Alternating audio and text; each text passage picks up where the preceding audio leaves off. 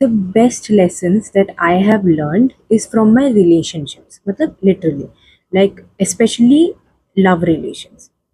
Last relation जो मेरा past में एक रिलेशन था एंड वो बहुत बेकार था। ठीक है, मतलब मैं ही मैसेज करती थी, मैं ही टेक्स्ट करती थी, I used to put in all this energy into this man, और इसको मैंने अपनी पूरी दुनिया बना ली थी।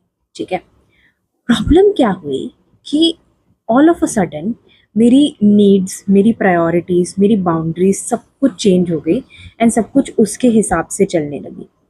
और धीरे धीरे वो मुझे कंट्रोल करने लग गया, मैनिपुलेट करने लग गया। तो हमारा कभी भी झगड़ा होता था तो I used to be the bad person, like मुझे हमेशा बैड पर्सन की तरह एक पेंट कर दिया जाता था। But that did not last long, thankfully.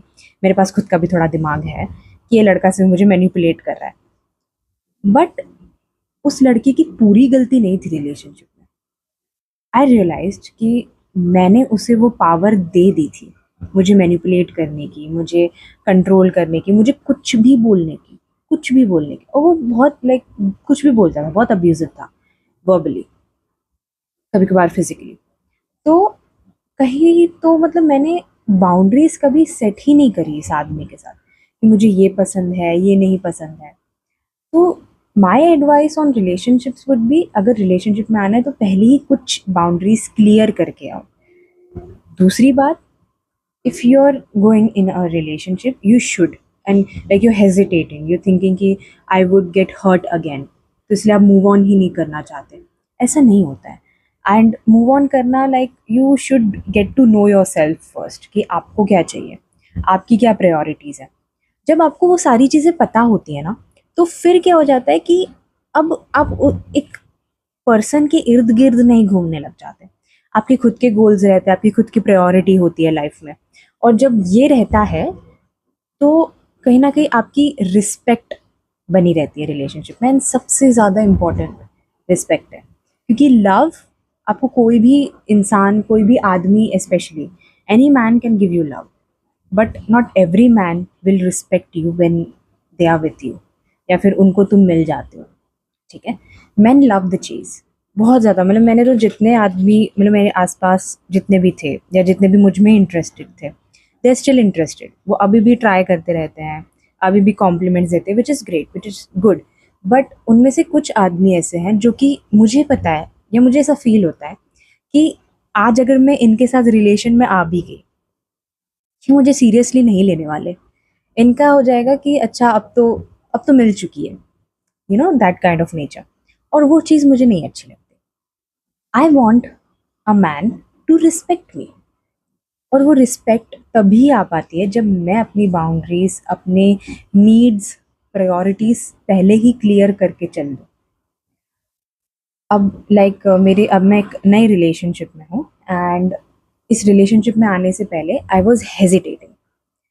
Number one reason was I did not want to get hurt again.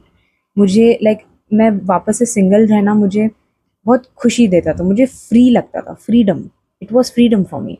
अब this person all of a sudden, now you share space, you share time, you share love, you share all of the things you share whenever you are in a committed relationship.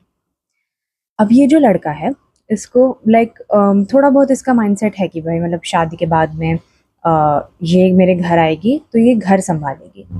मुझे एक बात बताओ, तुम्हारी mummy may be wonder woman होगी, but तुम्हारी wife या तुम्हारी girlfriend या तुम्हारी fiancée, you can not expect her to be a wonder woman. She will never be a wonder woman. क्यों रहेगी? मतलब वो घर भी संभाले, वो घर के सारे काम करे, फिर तुम्हारे पेरेंट्स को भी देखे, एंड उसके बाद में अपना काम भी करे। तो ऐसा पॉसिबल ही नहीं है। तुम अपने आप को उस जगह पे रख के देखो, क्या तुम वो सारे काम कर पाओगे एक ही टाइम पे?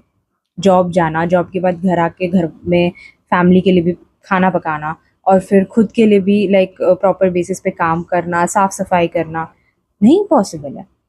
तो ये अनएक्सपेक्टेड चीज़ें सोचना बंद कर दो औरतों के लिए।